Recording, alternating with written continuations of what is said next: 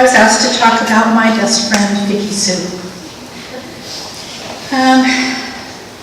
We met when we were 12 years old.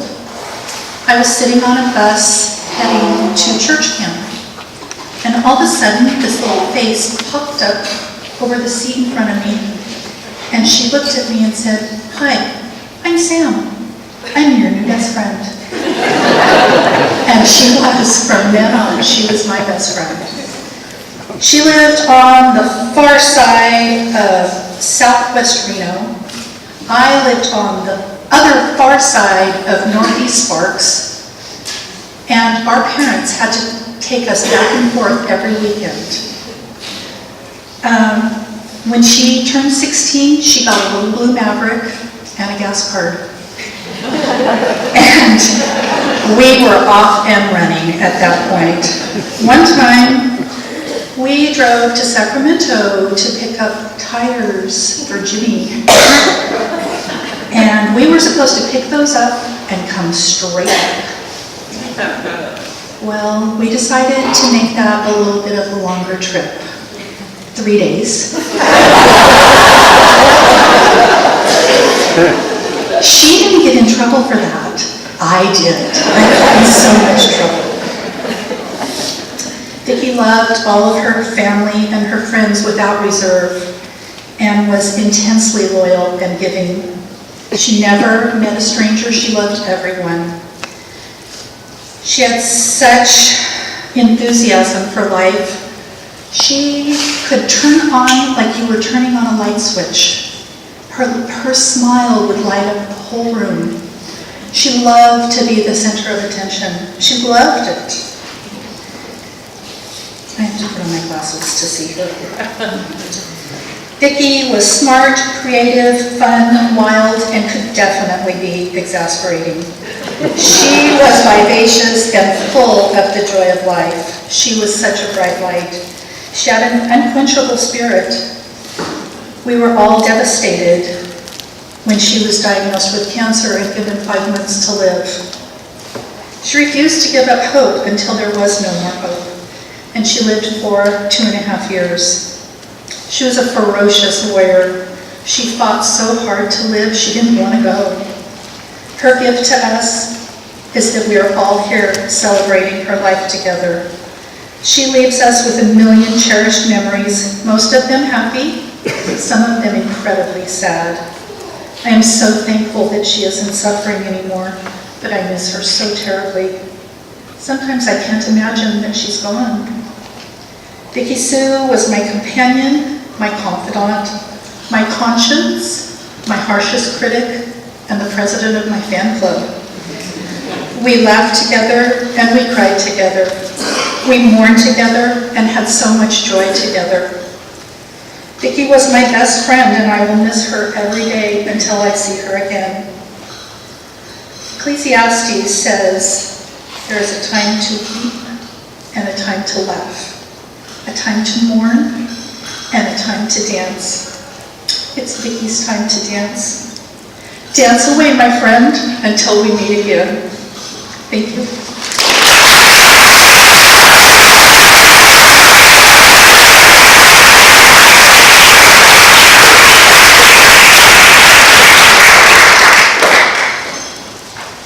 Today's definitely a time to laugh and a time to cry. We have a few more speakers. I'm going to ask them just to come up one at a time. Our first, Caroline Cong. Caroline, join us now. You are. Britt. You all know Britt. Come on up.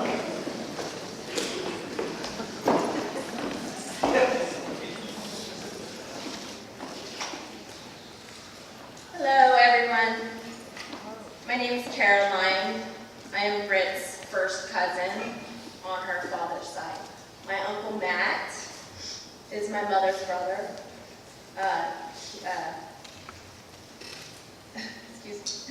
He was married to my Aunt Vicki back in the day. I'm honored to be up here.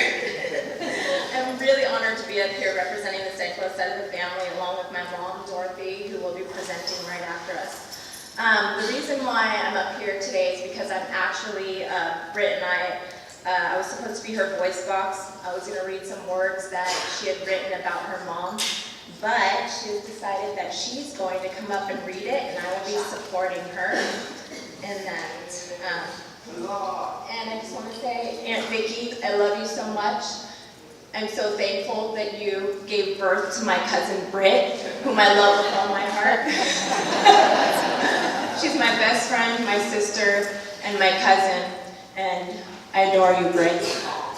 Please not make me forget. Come up here, girl. All right. I'm good. I think. If I can't, I will. Yeah. First off, I want to say thank you to everybody. I didn't have a whole lot of hand in how this turned out because she was very clear on her direction to me. Down to, like I said, well, what about this other venue? She said, I need a stage. So, and I know that she got exactly what she wanted on her balloons and everything. So thank you. It took so many of you out there helping us put this together, and I'm really grateful. This is going to be hard for me, and I'm not on the program because I had no intention of speaking, but I'm going to try. So, like my mother, I could talk all day. You all know this is true, so we'll keep this short. The things my mother taught me: perseverance, compassion, love for all, forgiveness. She taught me to stand up straight and smile. She taught me to stand up to injustice and to do it with love in my heart.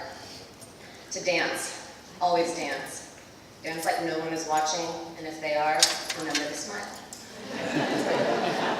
My mom was a warrior all throughout her life. A warrior who did battle with love as her weapon of choice. She fought and she led with her heart. She was loud, she was fiery, her laugh was amazing, she was so much fun.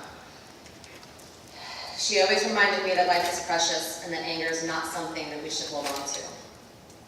She was my closest confidant. She loved me unconditionally, even when, or especially when, I couldn't love myself. And like my aunt, she was my biggest fan, and at sometimes my harshest critic. I'm a strong woman today because of her, and she never gave up on me. Her compassion and generosity, her ability to make people smile and to feel included are things that I strive for in my life, and that she did with ease. She embraced everyone as family. She showed me through her way of living that perfection was not the goal, that sometimes asking for forgiveness is better than asking for permission, that opportunities are all around us, we just have to take them, and that our mistakes don't define us as women, daughters, partners, or mothers. I'm grateful to have called her my mother. I'm grateful for all the people that she brought into my life.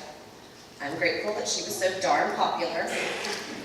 But even though she has moved on from this plane, she has not left me alone. I will thank her daily for all these gifts, for being a wonderfully imperfect mother, an amazing grandmother, for showing me the value of family and community, and the importance of best friends and sisterhood. Mom, this was good. I will see you in all the beauty, in the butterflies and puppy dogs, in the flowers rising toward the sun, and in the eyes of my children every day. Thank you for the laughter.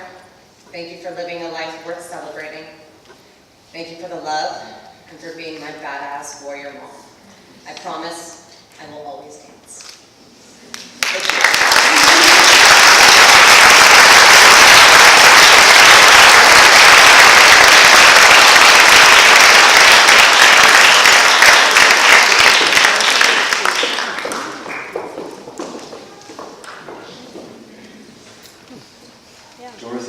Dorothy Cong.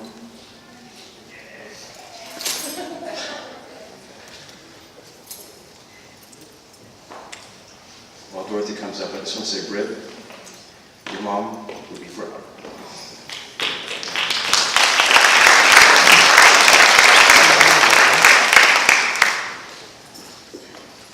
If I sniffle, it's because I have a cold. At least that's my excuse. You know, about those two there, when we used to, my family lived in San Jose, we'd go back to their ranch to visit. And when Britt became about a year and a half, 2 years old, every time we left, she would just about cry her eyes out because we were going. She didn't want, for Caroline, because they just were like that. And I'm so delighted over these past many, many years that they've really stayed such good friends. Okay, my name is Dorothy Cong. Vicki was married to my brother back in December of '76. And I remember about the first time I saw Vicki was when the family made a trip up to the Sandkulla Ranch. And gosh, you know, she was such wow, she is such a beautiful, attractive, cheerful young lady. This wonderful smile and that cute little dimple. And I thought, no wonder my brother was captivated by her. And then part of it could have been because he was as loud and fiery as she was. So anyway, after they married, they moved to the Sandkulla Ranch, which is up at Elk, about 4 miles from the coast. And you know, I think there's more people, in this theater today than the entire population of the little community of Elk was at the time. So you can imagine, it's a fairly good square mileage, but it's remote and very unpopulated, very tiny community. I think today it's something like 250. So at any rate, we would go to the ranch, and that's when I met Vicki from time to time when we go up there for holidays and just get social gatherings. And we'd just have a great time. We'd have marathon pinochle games until the wee hours of the morning. I mean wee, like 3, maybe 4 o'clock in the morning. And my mom was a partner of my husband, and Vicki and I were partners. And we just had grand fun. I remember one time, we were all over the neighbor's place doing an Easter egg hunt, and the girls there were little, very tiny. I mean, Caroline's about 5, Britt was about 2. By the way, her name is Britt, not Britt.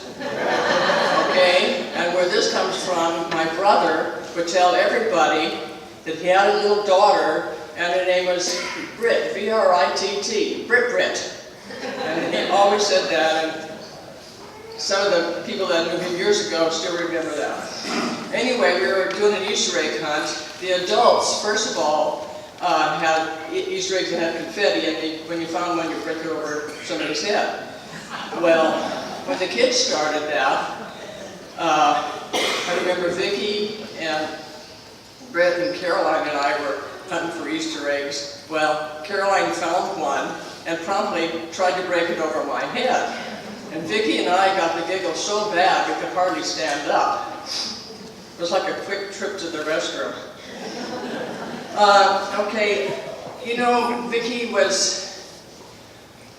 always wanted to get involved very actively in a community. And even though our community was very tiny, right away she took an active role in it. And one of the most important things that was critical to get started was the emergency services, the ambulance service. And she was instrumental in helping that fledgling little ambulance service get an ambulance, get first responder training, and take care of emergency services. Because prior to that, the ambulance had to come close to 40 miles if there was an emergency. And here we had one right in town. You know, just Vicki's way to get involved right away in a community with significant things like that. But little did she know that she'd have to drive her own husband to the hospital. Excuse me. When he pulled his Jeep and he was laying in the road, and people did the best they could to find other first responders, but they couldn't. And they had to call Vicki, and you know, she drove him the 33 miles to the hospital. And you know, that shows some of her courage and her strength in being able to do that.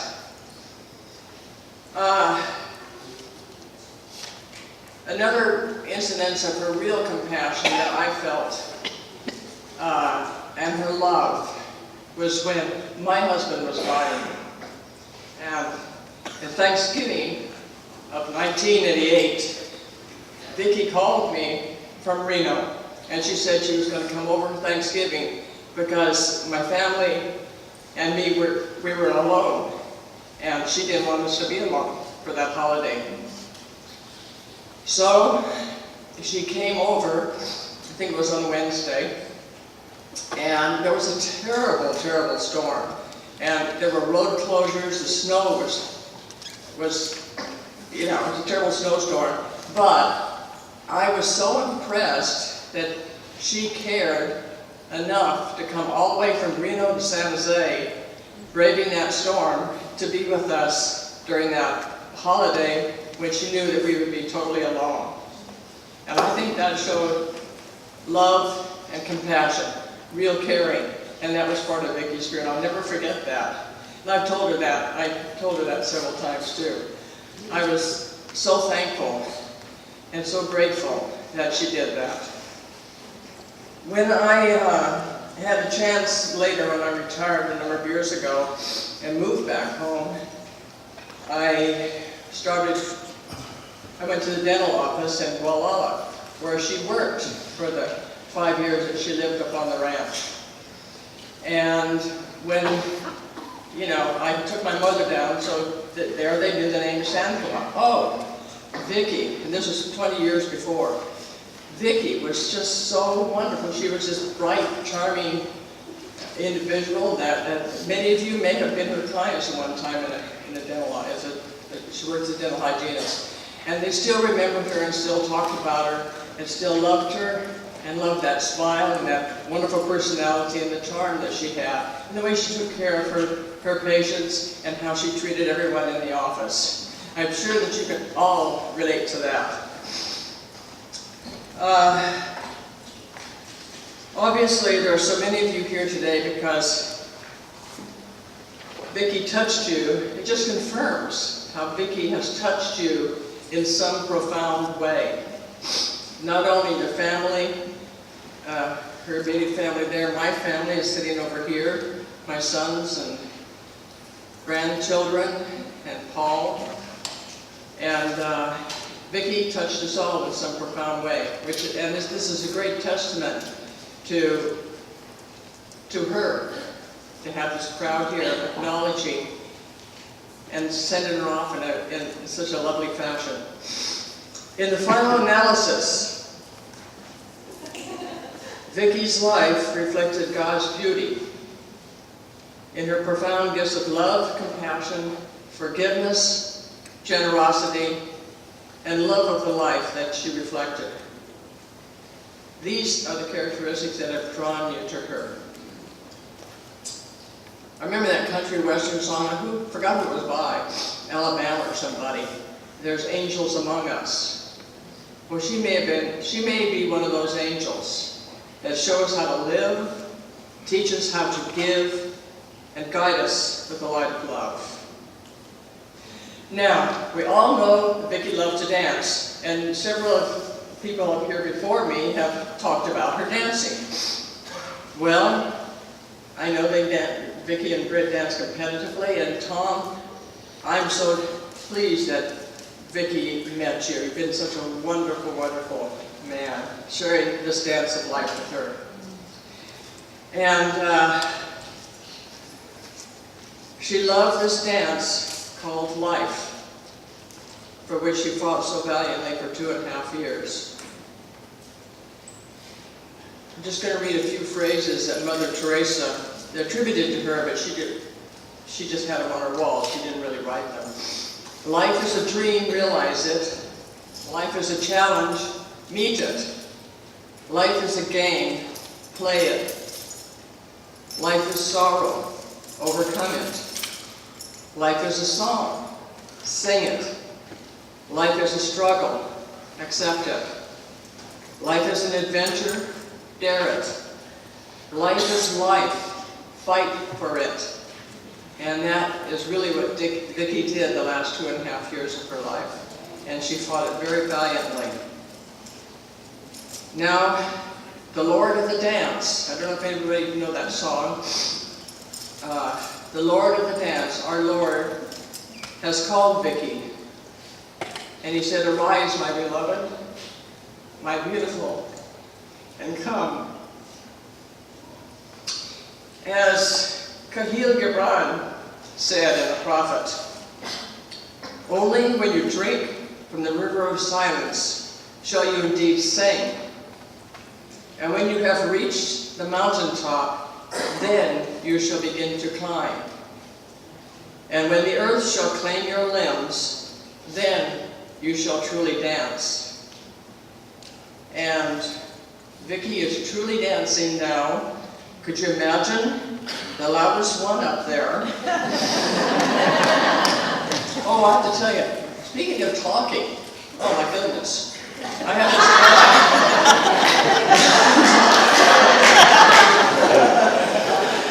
have this cousin that, I mean, you can stand for 2 or 3 hours, never get a word in, honestly, and he goes on and on and on, and one thing leads to another. Well, I remember Vicki came up for our St. Patrick's event in Elk, and we went to bed, and David and Vicki was going to go to bed in our guest room, and David and she walked down the hall, and I think they talked there until about 3 o'clock in the morning, just standing in the hallway. I mean, when you get 2 of those like that, oh my goodness. You know, I have to show you, and when I showed these to Vicki, what was that? Anyway, I have to show you, when we went to visit Vicki, I showed her these socks that I got for my birthday. And I think they're appropriate for Vicki. Actually, the priest made me show these at Mass to the congregation, because he loves dogs as well. But anyway, these socks say, "All I need is love and a dog." There they are, right there.